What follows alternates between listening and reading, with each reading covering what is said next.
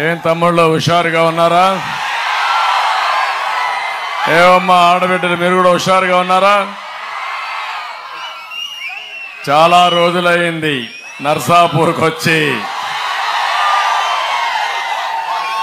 ఈ సెంటర్లో మీటింగ్లు పెట్టడం కూడా నేర్పించింది తెలుగుదేశం పార్టీని. ప్రజాగణానికి వచ్చిన మీ అందరికీ అభినందనలు, ధన్యవాదాలు. ఈరోజు నేను ఇక్కడ వచ్చింది, రేపు జరిగే ఎన్నికల్లో మీరు 2 బటన్లు నొక్కాలి. ఒక బటను కమలం పువ్వు పైన నొక్కి శ్రీనివాస వర్మ గారిని బీజేపీ అభ్యర్థిని గెలిపించాలి.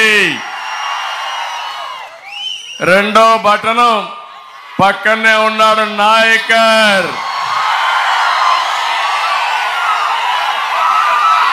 జన సైనికుడు,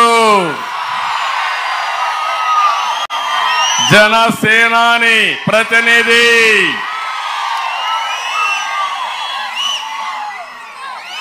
గ్లాసు పైన నొక్కి నేరుగా గ్లాసు పోయి జగన్మోహన్ రెడ్డి గుండెల్లో నిలబడాలి. సిద్ధమా తమ్ముళ్ళు? మీరు నేను అడుగుతున్నా. ఏమమ్మా ఆడబిడ్డలు, మనమంతా ఇప్పుడు కీలకమైన సమయానికి వచ్చాం. మనందరి బతుకులు మార్చుకునేందుకు, మన జీవితాల్ని సరిదిద్దుకునేందుకు వచ్చే అవకాశమే రేపు జరిగే ఎన్నికలు. నేను అడుగుతున్నా, ఇక్కడుండే మిమ్మల్ని నర్సాపూర్లో 5 సంవత్సరాలు జలగ పాలన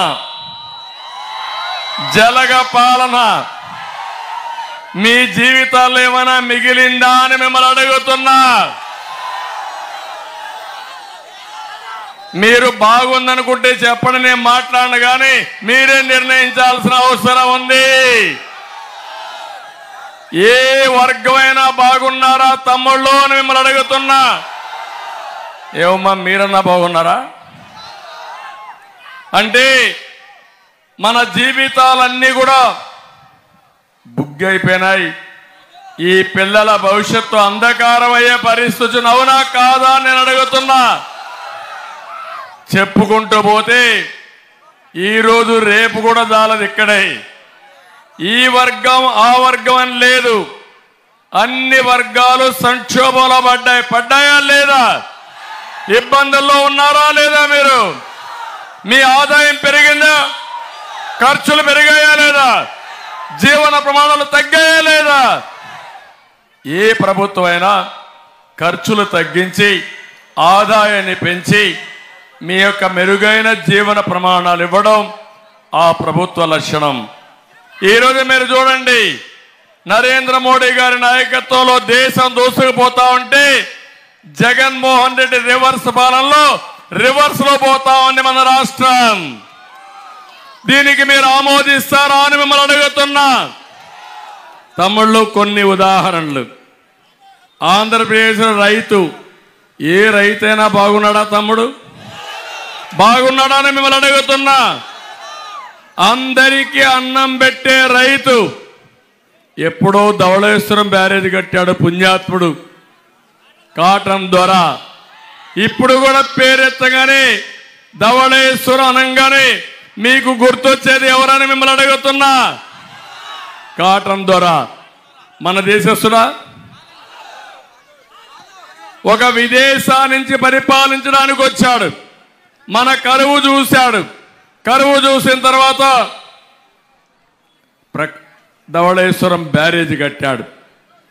ఈ 2 జిల్లాలు పూర్తిగా మీరు చూస్తే మీరు ఇబ్బందుల్లో నుంచి బయట వచ్చారు.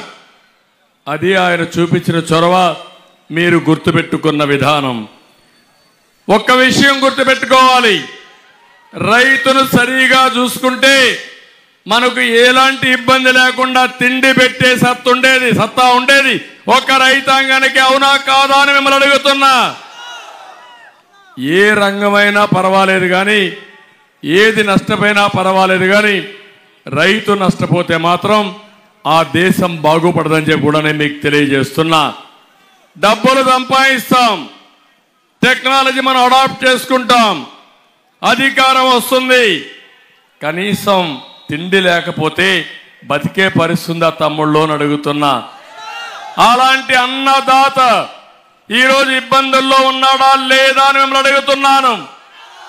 గోదావరి అనంగానే గుర్తొచ్చేది దేశానికి అన్నం పెట్టిన అన్నదాత ఈరోజు సంక్షోభంలో ఉన్నాడా లేదా అని మిమ్మల్ని అడుగుతున్నా. నేను ఒకటే మీ అందరూ చెప్తున్నా, రైతుల మీద ఈ ప్రభుత్వానికి ప్రేమ లేదు, రైతుల సమస్యల పట్ల అవగాహన లేదు, రైతు అంటే గౌరవం లేదు. సాగును చంపేశాడు, రైతును ముంచేశాడు. ఇంకో పక్క గోదావరి డెల్టా చరిత్రలో ఎప్పుడైనా ఇలాంటి దమనీయమైన పరిస్థితి ఉందా అని మిమ్మల్ని అడుగుతున్నా. మొన్ననే నేను వచ్చాను, వరదలు వచ్చాయి, కనీసం గోని సంచులు ఇవ్వలేకపోయారు. మీరు తిరిగి 10 బస్తాలు బియ్యం ఇచ్చేది, మీ బియ్యాన్ని వాళ్ళకి ఇచ్చే పరిస్థితి వచ్చారు. అవునా కాదా? లంచాలు ఇచ్చారా లేదా? మీ ఊరిలో పండించిన ధాన్యాన్ని ఎక్కడో రాజమండ్రిలో ఉండే రైస్ మిల్ పంపించారా లేదా అని మిమ్మల్ని అడుగుతున్నా. అంటే ఏంటి అరాచకం? అదే జగలగా అరాచకం, జగన్మోహన్ రెడ్డి అరాచకం అని చెప్పి కూడా నేను మీకు తెలియజేస్తున్నా. నాకు తెలిసినంత వరకు 45 ఏళ్లలో డెల్టా ప్రాంతంలో ఇలాంటి సమస్యలు ఎప్పుడు రాలేదు. అలాంటి సమస్యలు వచ్చాయి. పండించిన పంట అమ్ముకోలేక దీనావస్థకు వచ్చారు. రోజుకు 3 రైతులు ఆత్మహత్యలు చేసుకుంటున్నారు. ఇంకో పక్క దేశంలో అప్పుల బాధ తక్కువ ఉంటే మన రాష్ట్రంలో ఉండే రైతాంగం 93% అప్పుల్లో ఉండిపోయే పరిస్థితికి వచ్చారు. నేను ఒకటే అందుకే ఆలోచించా, ఈరోజు ఈ ప్రభుత్వం మిమ్మల్ని దగా చేసింది. 2014లో రైతు రుణమాఫీ చేసిన ప్రభుత్వం తెలుగుదేశం ప్రభుత్వం, అవునా కాదా అని మిమ్మల్ని అడుగుతున్నా. అదే కాకుండా ఆ రోజు రైతు రథం కింద ట్రాక్టర్లు ఇచ్చాం, భూసార పరీక్షలు చేయించాం, పౌష్టిక పోషకాలను ఇప్పించాం, వ్యవసాయాన్ని లాభసాటిగా తయారు చేశాం, కోస్టల్ ఆంధ్రప్రదేశ్లో అక్వా కల్చర్ అభివృద్ధి చేశాం, రాయలసీమలో పెద్ద ఎత్తున హార్టికల్చర్ అభివృద్ధి చేసి రైతును ముందుకు తీసుకుపోయే పరిస్థితికి వచ్చాం. నేను అడుగుతున్నా ఇక్కడే మిమ్మల్ని అందరినీ, తమ్ముళ్ళు ఈ ప్రభుత్వం డబ్బులు ఇచ్చిందా మీకు? 12,500 రూపాయలు ఇస్తామని చెప్పాడా లేదా? ఎన్నికల ముందు ఎంత ఇచ్చాడు? 7,500 ఇచ్చాడు. అది కూడా ఓసారి 1000 లేకుంటే 2,000 అంతే కదా మీకు ఇచ్చింది. కేంద్రం 6,000 రూపాయలు ఇచ్చిందా లేదా మీకు? కేంద్రం 6,000 రూపాయలు ఇస్తే ఈ పెద్ద మనిషి మీకు ఇచ్చింది ముష్టి 7,500 రూపాయలు ఇచ్చి నేను రైతుకు అజ్జేసా ఇజ్జేసా అని ఉదరగొట్టే పరిస్థితికి వచ్చాడు. నేను అడుగుతున్నాను, ఈ ప్రాంతంలో అక్వా రైతు ఎవడైనా బాగున్నాడా తమ్ముళ్ళు అని మిమ్మల్ని అడుగుతున్నా. ఎన్నికల ముందు మీకేం చెప్పాడు? అభివృద్ధి చేస్తాన్నాడా లేదా అని మిమ్మల్ని అడుగుతున్నా. 14-19లో దేశంలోనే అక్వా నెంబర్ 1 చేసిన పార్టీ తెలుగుదేశం పార్టీ. ఆ రోజు తెలుగుదేశం ప్రభుత్వం. ఈరోజు మీరు చూడండి, ఫీడ్ పెరిగింది, మందులు పెరిగాయి, కరెంటు బిల్లు పెరిగాయి, అన్ని పెరిగాయి. ఏఎంసీ సెస్ పెరిగింది, నీటి పన్ను పెరిగింది, ట్రాన్స్ఫార్మర్ రేట్లు పెంచాడు, ₹1.50 కరెంట్ ఇస్తామని జోన్ నాన్ జోన్ తీసుకొచ్చాడా లేదా? ఇప్పుడు ఎంత కరెంట్? ₹4.50, ₹3.50, ₹4. నేను ఇప్పుడు హామీ ఇస్తున్నా, మళ్ళీ ఎన్డీఏ వస్తానే అక్వా రంగానికి పూర్వ వైభవం తీసుకొస్తాం. ₹1.50 కరెంట్ ఇచ్చే బాధ్యత మాది. మళ్ళీ మేము వస్తానే ఈ అక్వా రంగాన్ని అభివృద్ధి చేసి మిమ్మల్ని అన్ని విధాలా ఆదుకుంటాం. రైతుకు ఒకటే హామీ ఇస్తున్నా, ప్రతి రైతుకు సంవత్సరానికి ఎన్డీఏ ₹20,000 ఆర్థిక సహాయం ఇచ్చే బాధ్యత మాది. అన్నదాతను ఆదుకుంటాం, రైతును రాజు చేస్తాం. మీకు ఏమాత్రం ఇబ్బందులు లేకుండా మిమ్మల్ని ఆదుకునే బాధ్యత మాదని మరొక్కసారి రైతాంగానికి హామీ ఇస్తున్నా. తమ్ముళ్ళు, ఇక్కడ మా తమ్ముళ్ళు ఉన్నారు, యువత. ఒక్క విషయం యువత మాట్లాడే మునుపు నేను ఒక విషయం చెప్పాలి మీ అందరికీ. తమ్ముళ్ళు, ఈరోజు మేము 3 పార్టీలు కలిసి ఇక్కడికి వచ్చాం, అవునా కాదా? ఎవరి కోసం అని నేను మిమ్మల్ని అడుగుతున్నా. ఒక పక్క చూస్తే పవన్ కళ్యాణ్ గారు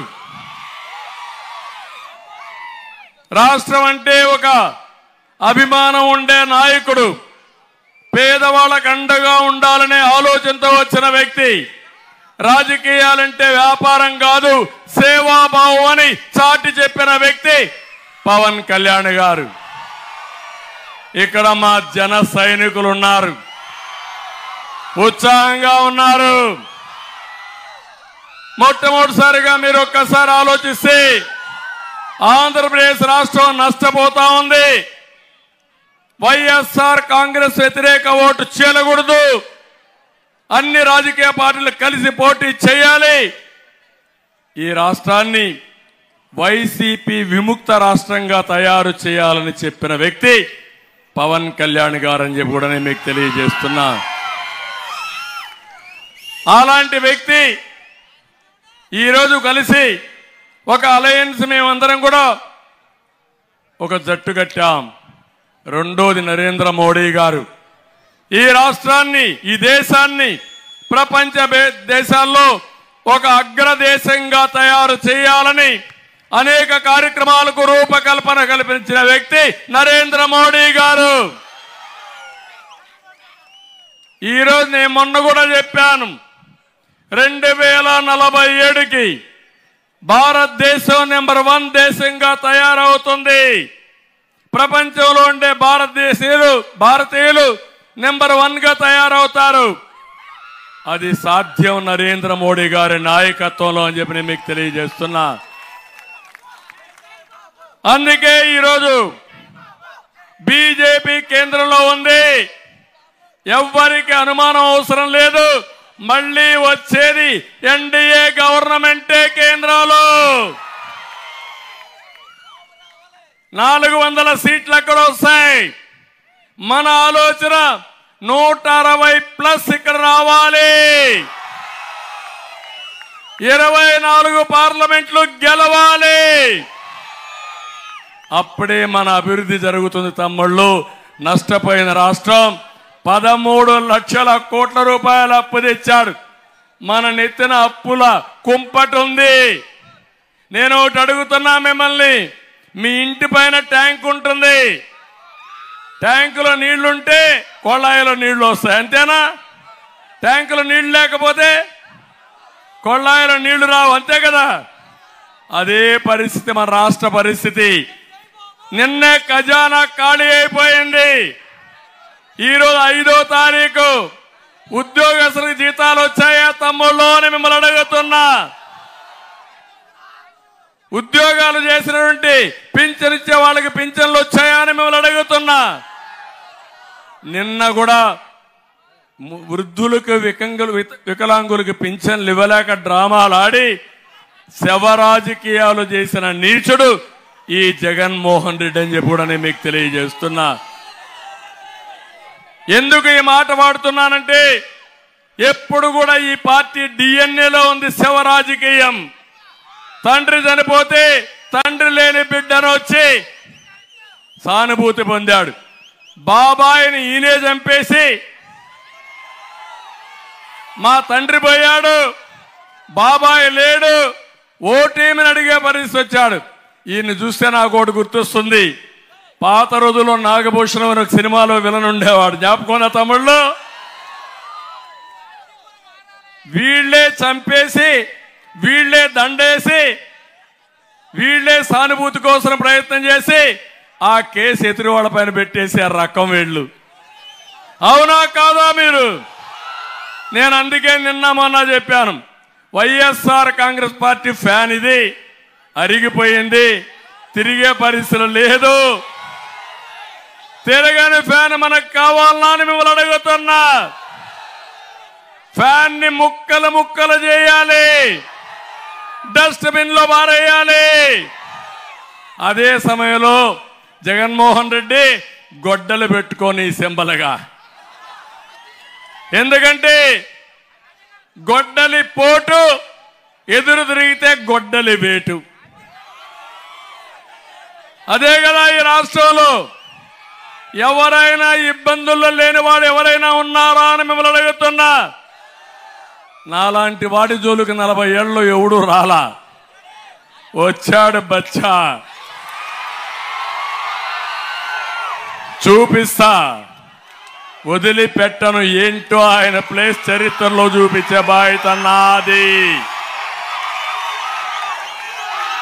ఇది పులివెందల కాదు, నర్సాపూర్. నర్సాపూర్ ఎక్స్ప్రెస్ స్పీడ్ పెంచాలి. రాష్ట్రం అంతా హుషారు కావాలి. పవన్ కళ్యాణ్ గారు, అదే మాదిరిగా తెలుగుదేశం పార్టీ, బీజేపీ 3 కూడా జట్టు కట్టిన తర్వాత ఇంకా తిరుగులేదు ఈ స్పీడ్కి. ఉందా తమ్ముళ్ళు అడుగుతున్నా. ఈ ముఖ్యమంత్రిని ఒకటి ఆలోచించండి. మా యువత ఉన్నారు ఇక్కడే. తమ్ముళ్ళు, హుషారైన యువత. ఉద్యోగాలు వచ్చాయా? జాబ్ క్యాలెండర్ పెట్టాడా? మెగా డిఎస్సి వచ్చిందా? ఎవరికైనా ఒక్కడికైనా ఉద్యోగాలు వచ్చాయా? మరి ఎవ్రీడే మాట్లాడతాడు ఈ ముఖ్యమంత్రి. నేను అది చేశా, ఇది చేశా. అందుకే నేను చెప్తున్నా, మళ్ళా జాబు రావాలంటే ఎన్డీఏ రావాలి, పరిశ్రమ రావాలి. అది తెచ్చే శక్తి మాకు తప్ప ఈ జగన్మోహన్ రెడ్డికి లేదు. తమ్ముళ్ళు, 14-19లో పరిశ్రమలు వచ్చాయా లేదా? ఉద్యోగాలు వచ్చాయా లేదా? డిఎస్సి పెట్టామా లేదా? ఈరోజు అలాంటి రాష్ట్రంలో మిమ్మల్ని చూస్తా ఉంటే దేశంలోనే 24% అన్ఎంప్లాయ్మెంట్ ఉండే రాష్ట్రం మన రాష్ట్రం. ఇంకో పక్క, అందుకే నేను చెప్పాను, రేపు భవిష్యత్తులో 20 లక్షల మందికి ఉద్యోగాలు ఇప్పించే బాధ్యత మాది.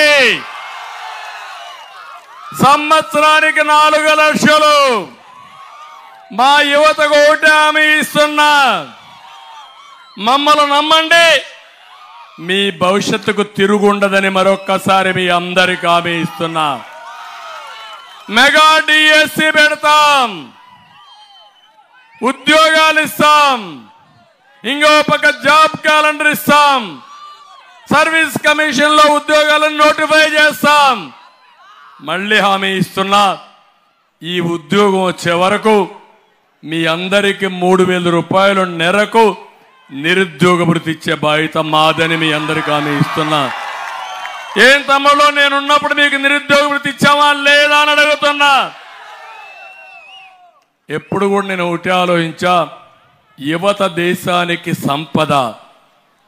బాగా చదువుకొని తర్వాత కూడా ఈ పేదవాళ్ళ దగ్గర కూలి చేసుకునే తల్లిదండ్రులపైన మీరు ఆధారపడితే మిమ్మల్ని చూసి వాళ్ళు ఎంత బాధపడతారో మీరు అర్థం చేసుకోవాలి. అందుకే ఒకటే హామీ ఇస్తున్నా, ఎన్డీఏ మేము భరోసా ఇస్తున్నాం, ప్రతి ఒక్క తమ్ముడికి ఉపాధి కల్పిస్తాం. ఈ నర్సాపూర్లో ఉండేవాళ్ళు సగం మంది హైదరాబాద్, బెంగళూరు, అమెరికాలో ఉన్నారు. ఇక్కడే కొవ్వాలి ఎత్తిరాజు రామ్మోహన్ నాయుడు ఉన్నాడు, మొన్నే అమెరికాకు పోయాడు. మళ్ళా నా మీటింగ్ ఉందని మళ్ళా పరిగెత్తా వచ్చాడు.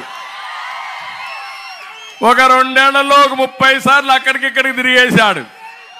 అంటే అమెరికా నర్సాపూర్ ఎట్లుందంటే నర్సాపూర్ భీమవరం మారిగా తయారైంది. అలాంటి మీలో సమర్థులు ఉన్నారా లేదా అని మిమ్మల్ని అడుగుతున్నా. ఇప్పుడు ఉద్యోగాలు వచ్చే 5 ఏళ్లలో కానీ ఒకటి మాత్రం తెచ్చాడు. ఏం తెచ్చాడో గెస్ చేయండి. ఏం తమ్ముళ్ళు, గంజాయి తెచ్చాడా లేదా? ఇక్కడ జే బ్రాండ్ లిక్కర్ తెచ్చాడా లేదా? ఇక్కడ డ్రగ్స్ వచ్చాయా లేదా ఈ ఊరికి? మా తమ్ముడు రెడీగా ఉన్నాడు, క్వార్టర్ బాటిల్ తెచ్చాడు. ఏంటి అరాచకం? ఒకప్పుడు క్వార్టర్ బాటిల్ నేనున్నప్పుడు 60 రూపాయలు, ఇప్పుడు 200 రూపాయలు. ఆ మద్యం షాపులో క్యాష్ పేమెంట్ ఉంది కానీ డిజిటల్ పేమెంట్ ఉంది. తమ్ముళ్ళు ఆన్లైన్ డబ్బులు తీసుకుంటున్నారా? తోపుడు బండి, కిరాణా కొట్టు చిల్లర తీసుకోరు, కానీ మన జలగ మాత్రం చిల్లర తప్ప వేరే తీసుకోడంటే మీరు అర్థం చేసుకోవాల్సిన అవసరం ఉంది. ఎవరికి పోతుంది 140 రూపాయలు? జగన్మోహన్ రెడ్డికి అవునా కాదా? అది కిక్కు కూడా ఇవ్వదు. ఇంకొక క్వార్టర్ వేసుకోవాలి, అది వేసుకుంటే ఇంకొక 200 రూపాయలు అవుట్. అక్కడి నుంచి మీకు లేనిపోని ఆరోగ్య సమస్యలు, ఎక్కువ తాగితే గోయిందా గోయిందా. అంటే నేను ఎందుకు బాధపడుతున్నానంటే మీ జీవితాలతో ఆడుకునే జలగా ఈ జగన్మోహన్ రెడ్డి, మీ ఆరోగ్యంతో ఆడుకునే వ్యక్తి. ఇప్పుడు ఏ కిరాణా కొట్టుకెళ్ళినా గంజాయి ఉందా లేదా తమ్ముళ్ళు? ఉందా లేదా? ఆ గంజాయి అమ్మేది కూడా వైఎస్ఆర్ కాంగ్రెస్ నాయకులే. దానికి అండ కూడా ఇక్కడుండే ఎమ్మెల్యేది. ఎక్కడికి పోతున్నారో నాకైతే అర్థం కాల. ఇదే కాదు, నేను ఒకటే చెప్తున్నా, తెలుగుదేశం వస్తానే రేపు మళ్ళీ మేమందరం కలిసి ఎక్కడి నుంచి మీ ఊరు నుంచి పనిచేసే విధానానికి నేను శ్రీకారం చుడతా. వర్క్ ఫ్రమ్ హోమ్, ఎక్కడికెక్కడ మండల కేంద్రాల్లో వర్క్ స్టేషన్లు కట్టి ప్రపంచంలో ఉండే అన్ని కంపెనీలు తీసుకొచ్చి మీరు డబ్బులు సంపాదించే మార్గం చూపించే ఆలోచన మాదని మరొకసారి మీకు హామీ ఇస్తున్నా. ఇది అసాధ్యం కాదు, ఇది సాధ్యం. ఇప్పుడు చాలా మంది గ్రామాల్లోనే పనిచేసే పరిస్థితికి వచ్చారు. ఇప్పుడే మా తమ్ముడు అడుగుతున్నాడు, ఇసుక ఇప్పుడే దారిలో వస్తా ఉంటే చూశాను. నేను దారిలో వస్తా ఉంటే డిఎస్సి కోసం కొంతమంది మెమరాండం ఇచ్చారు. కొంతమంది భవన నిర్మాణ కార్మికులు మా పొట్టగొట్టాడు ఈ జగన్మోహన్ రెడ్డి, ఇసుక పైన మొనోపలి పెట్టి దోచుకున్నాడు. ఇంకో పక్క మీరు ఆలోచిస్తే స్టీల్ రేటు పెంచాడు, సిమెంట్ రేటు పెంచాడు, భవన నిర్మాణం ఆగిపోయింది, మా జీవితాలు నాశనం అయిపోయాయని చెప్పే పరిస్థితికి వచ్చారు. నేను అడుగుతున్నా, తెలుగుదేశం హయాంలో ఒక ట్రాక్టర్ ఇసుక ఎంత తమ్ముళ్ళు? 1000 రూపాయలు అవునా కాదా? ఇప్పుడు ఎంత? 5000 అవునా కాదా? 4000 ఎవడికి పోయినాయని మిమ్మల్ని అడుగుతున్నా. ఇలాంటి చాలా జరిగాయి. ఒకటే కాదు, అన్ని పన్నులు పెరిగిపోయినాయి. మీరు ఒకసారి చూస్తే పెట్రోల్ డీజిల్ పెరిగింది, విద్యుత్ ఛార్జీలు పెరిగాయి, సాగు భారం అయిపోయింది, నిత్యావసర వస్తువుల ధరలు బాగా పెరిగాయలే తల్లి, అన్ని పెరిగిపోయినాయి.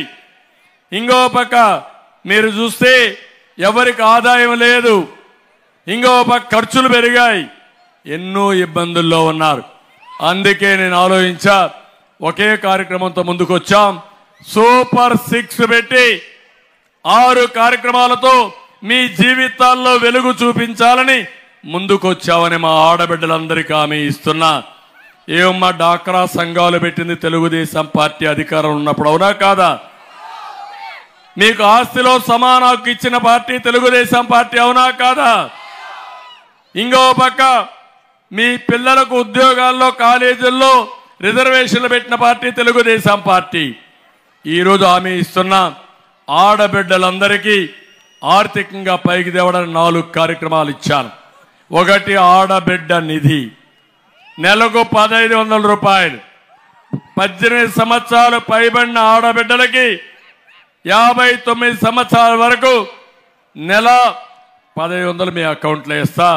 ఇంట్లో 2 3000, 3 4500, 4 6000 రూపాయలు మీ అకౌంట్లో వేసే బాధ్యత మాదని మరొకసారి నా ఆడబిడ్డలకు హామీ ఇస్తున్నా.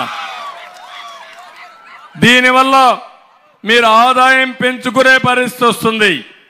ఏం చేయాలో కూడా నేర్పిస్తాను. రెండోది తల్లికి వందనం. మీ బిడ్డల చదువు కోసం ఒక బిడ్డ ఉంటే 15,000, 2 బిడ్డలుంటే 3,000, ముగ్గురుంటే 30,000, ముగ్గురుంటే 45,000, నలుగురుంటే 60,000 రూపాయలు మీకు ఇచ్చే బాధ్యత మాది. ఈ దేశంలో జనాభా తగ్గిపోతా ఉంది. దక్షిణ భారతదేశంలో చాలా స్పీడ్గా జనాభా తగ్గిపోయే ప్రమాదం ఉంది. దీనివల్ల 2 లాభాలు వస్తాయి. జనాభా నియంత్రణ చేసుకుంటాం. రెండోది మీకు వెసులుబాటు వస్తుంది. పిల్లల్ని బాగా చదివిస్తే ప్రపంచాన్ని జయిస్తారు. మూడోది ధరలు పెరిగాయి. నేనే వంట గ్యాస్ ఇచ్చాను, దీపం పెట్టాను. ఈరోజు మీ అందరికీ మళ్ళీ 3 గ్యాస్ సిలిండర్లు ఉచితంగా ఇస్తామని ఆడబిడ్డలందరికీ హామీ ఇస్తున్నా. ఇది కాకుండా ఉచితంగా ఆర్టీసీ బస్సుల్లో ప్రయాణం, ఆ ఏర్పాట్లు కూడా చేస్తాం. నేను ఒకటే మీకు హామీ ఇస్తున్నా, ఎవరైనా టికెట్ అడిగితే నా పేరు చెప్పండి. ఇది చంద్రన్న ఇచ్చినటువంటి వరం, ఎవరు అడ్డపడలేరు. ఇది ఎన్డీఏ ఇచ్చినటువంటి హామీ అని మీరు ధైర్యంగా చెప్పి వెళ్ళండి. తిరుగులేదు. మీ భద్రతకు భరోసా మాది. అది ఎన్డీఏ ఇస్తుందని చెప్పి కూడా నేను మీకు తెలియజేస్తున్నా. ఇలాంటి కార్యక్రమాలు పెట్టి మా ఆడబిడ్డలందరినీ పైకి తీసుకొస్తాం. జగన్మోహన్ రెడ్డి చేసే పని 10 రూపాయలు ఇచ్చి 100 రూపాయలు దోచేయడం. నేను చేయబోయేది అప్పు చేసి ఇవ్వడం కాదు. నరేంద్ర మోడీ గారు ఎన్డీఏలో కానీ నేను కానీ అలవాటు చేసుకున్న విధానం సంపద సృష్టించడం. సృష్టించిన సంపద నుంచి ప్రభుత్వ ఆదాయం పెంచడం, పెంచిన ఆదాయం ఈ పేదవాళ్లకు పంచడం మేము అనుకున్న ఇది. ఈరోజు ఎన్డీఏలో ఉండే సంక్షేమ కార్యక్రమాలు, నేను ముఖ్యమంత్రిగా ఉన్నప్పుడు ఇచ్చిన సంక్షేమ కార్యక్రమాలు ఇప్పుడు ఉన్నాయని మిమ్మల్ని అడుగుతున్నా. ఆ రోజు మీరు చూస్తే బడ్జెట్లో 19% సంక్షేమ కార్యక్రమాలు ఖర్చు పెట్టిన పార్టీ తెలుగుదేశం, ఎన్డీఏ. ఈరోజు 15% ఖర్చు పెడుతున్నారు. అన్నా క్యాంటీన్ ఉందా అని మిమ్మల్ని అడుగుతున్నా. చంద్రన్న బీమా ఉందా అని అడుగుతున్నా. పెళ్లి కానుకలు ఉన్నాయని మిమ్మల్ని అడుగుతున్నా. పండుగ కానుకలు ఉన్నాయని మిమ్మల్ని అడుగుతున్నా. రంజాన్ తోఫా ఉందని మిమ్మల్ని అడుగుతున్నా. ఇలాంటి కార్యక్రమాలు 100 ఇచ్చాం. ఈరోజు అన్నీ పోయినాయి. పోయిన తర్వాత ఈరోజు మాయ మాటలు చెప్తున్నా, నేను అది ఇచ్చా ఇది ఇచ్చానని. బటన్ నొక్కానంటున్నాడు. నువ్వు నొక్కింది ఒట్టొట్టి బటను. అది స్ట్రక్ అయిపోయింది. మా తమ్ముడు చెప్పాడు అది స్ట్రక్ అయిపోయింది. అలాంటి ఒట్టొట్టే బటన్లు నేను నొక్కను. అంతేకాకుండా ఒకటి హామీ ఇస్తున్నాం. సంపాదించిన సంపదలో 20 రూపాయలు మీకు ఇచ్చి అందు నుంచి 2,000 రూపాయలు సంపాదించే మార్గం, 20,000 రూపాయలు సంపాదించే మార్గం, 2 లక్షల రూపాయలు సంపాదించే మార్గం నేర్పించే బాధ్యత మాదని మీ అందరికీ హామీ ఇస్తున్నా. ఇది అసాధ్యం కాదు, ఇది సాధ్యం. చేసి చూపిస్తామని కూడా నేను మీ అందరికీ హామీ ఇస్తున్నా. ఈరోజు ఒక విషయం ఇక్కడ అడుగుతున్నా. ఆటోమొబైల్ ఉంది ఇక్కడ. ఏం తమ్ముళ్ళు, ఏ ఆటో డ్రైవర్ అయినా ఆనందంగా ఉన్నాడా అని మిమ్మల్ని అడుగుతున్నా. పెట్రోల్ డీజిల్ పెరిగిందా లేదా అని మిమ్మల్ని అడుగుతున్నా. 1 లీటర్కి 11 రూపాయలు పెరిగింది. కొన్ని రాష్ట్రాల కంటే మన దగ్గర ఇంకా ఎక్కువ పెరిగింది. 5 లీటర్ల పెట్రోల్ వాడితే రోజుకు 55 రూపాయలు అదనంగా ఖర్చు అవుతుంది. ఈ విధంగా మీరు చూస్తే సంవత్సరానికి దగ్గర 20,000 రూపాయలు పెరిగిన పెట్రోల్ డీజిల్కే ఖర్చు పెడుతున్నారు. ఏం తమ్ముడు, ఏ రోడ్డు అయినా బాగుందా? బాగుందా అని మిమ్మల్ని అడుగుతున్నా. మట్టేసాడా అని అడుగుతున్నా. 1 రోడ్డుకి సిమెంట్ వేసాడా అని అడుగుతున్నా. లేకపోతే గుంతలు పూడ్చాడా అని మిమ్మల్ని అడుగుతున్నా. అదే తెలుగుదేశం పార్టీలో ఎప్పుడైనా ఏ రోడ్లైనా గుంతలున్నాయా అని మిమ్మల్ని అడుగుతున్నా. మళ్ళీ రోడ్లు బాగుండాలంటే ఎన్డీఏ రావాలా లేదా? రావాలా లేదా? దీని మీద ఒక్కొక్క ఆటో రిపేర్ వస్తే 5,000, 10,000 రూపాయలు ఖర్చు అయిపోతా ఉంది. ఇంకో పక్క ఎక్కడ చూసినా పెనాల్టీల బాధుడు, బీమా లేదని కాకి చొక్కా లేదని, స్పీడ్ అని, రాంగ్ రూట్ అని, ఫిట్నెస్ సర్టిఫికెట్ అని భారీగా జరిమానాలు ఇస్తున్నారు. వాళ్ళకి ఇచ్చేది 10,000.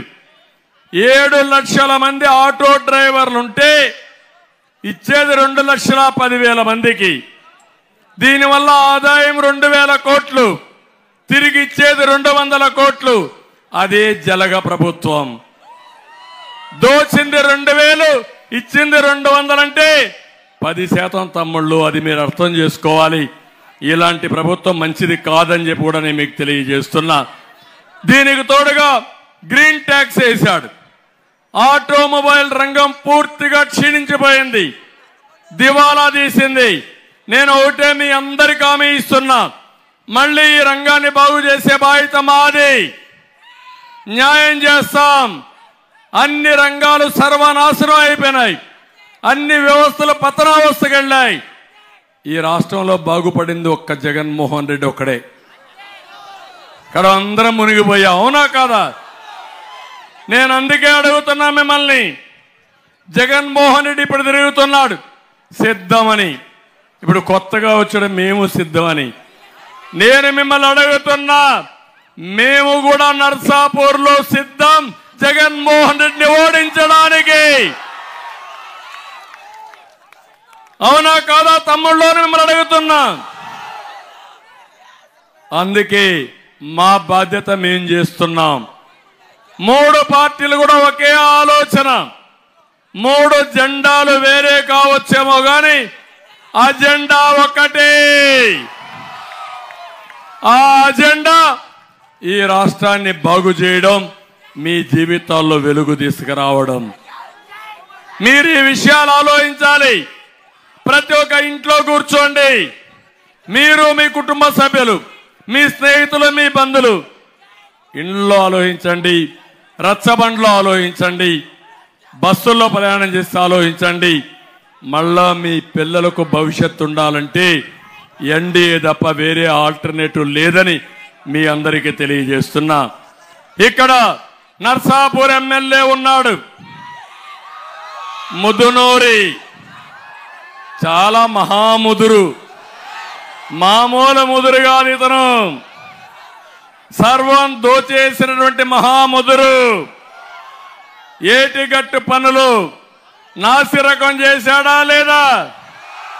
కొట్టుకొని పోయినాయా లేదా? అవన్నీ మెడికల్ కాలేజ్ వస్తుందంటూ అందరిని నమ్మించి రియల్ ఎస్టేట్ వ్యాపారం చేశాడు. కాలేజ్ వచ్చిందా? వస్తుందా కాలేజీ మీకు?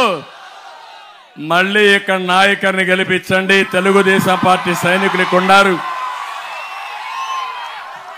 ఇక్కడే షరీఫ్ గారు ఉన్నారు, ఎప్పటి నుంచో పార్టీలో పాలిట్ బ్యూరో మెంబర్గా కూడా ఉన్నాడు. నేను ఒకసారి ఆలోచిస్తే ఎన్ని ఇబ్బందులు వచ్చినా నీతి నిజాయితీగా పార్టీ పెట్టినప్పటి నుంచి పార్టీ జెండా మోసిన నాయకుడు షరీఫ్ గారు అని చెప్పి కూడా నేను మీకు తెలియజేస్తున్నా. అలాంటి వ్యక్తిని చూసినప్పుడు నాకు అనిపిస్తుంది, ఈరోజు ఇక్కడ ఎవరైతే కోవల్ నాయుడు కానీ రామరాజు గారు కానీ పార్టీకి అనలేని సేవలు చేస్తున్నారు. నాకు ప్రాణ సమానమైన తెలుగుదేశం పార్టీ కార్యకర్తలు కూడా జెండా మోస్తూనే ఉన్నారు.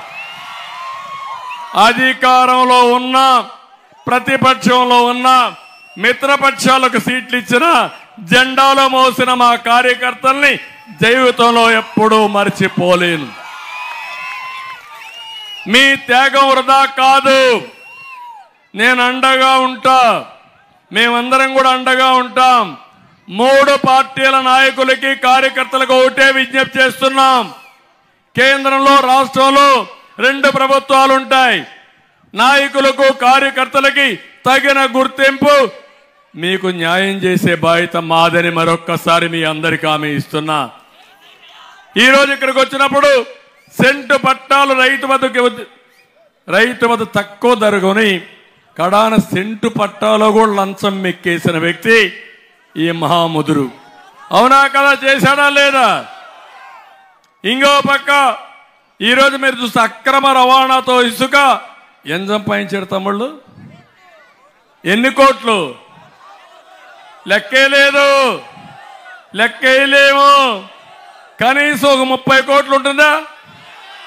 30 ఇచ్చిన 30 కోట్లు ఒక ఇసుకలో కొట్టేసిన మహాముదురు మీ ఎమ్మెల్యే. లేఅవుట్ వేయాలంటే ఎమ్మెల్యే కప్పం కట్టాలా లేదా? ఎప్పుడైనా ఉందా ఇలాంటి ఆనవాయితీ? అంటే జగన్మోహన్ రెడ్డి, నువ్వు ఇచ్చిన చనువిది, నువ్వు నేర్పించిన విద్య, అది గుర్తుపెట్టుకోమని కూడా కోరుతున్నా. నేను ఒకటే చెప్తున్నాను, ఈ గవర్నమెంట్లో ఇష్టానుసారంగా ప్రజల ఆస్తులు మేసిన ప్రతి ఒక్క వ్యక్తిని కక్కించే బాధ్యత, వాళ్ళందరిపైన యాక్షన్ తీసుకునే బాధ్యత మాది. సముద్రపు కోతకు గురవుతున్న పెదమైన వాని లంక గ్రామానికి ప్రొటెక్షన్, మన రక్షణ వాళ్ళు కావాలన్నారు. తప్పకుండా గోడ నిర్మిస్తాం. మత్స్యకారులకు మళ్ళీ హామీ ఇస్తున్నా. ఇక్కడ ఎమ్మెల్యే కూడా మత్స్యకారులు ఎమ్మెల్యే ఉన్నాడు, క్యాండిడేట్ ఉన్నాడు. వలలు, బోట్లు, డీజిల్ సబ్సిడీస్ అన్ని పునరుద్ధరిస్తాం. పేరుపాళెం బీచ్తో పాటు చుట్టుపక్కల ప్రాంతాలని పర్యాటక కేంద్రంగా ఏర్పాటు చేయాలన్న ఆలోచన నా కళ. ఇది తప్పకుండా చేస్తామని కూడా హామీ ఇస్తున్నా. పశ్చిమ గోదావరిపై బ్రిడ్జి నిర్మాణానికి చర్య తీసుకుంటాం.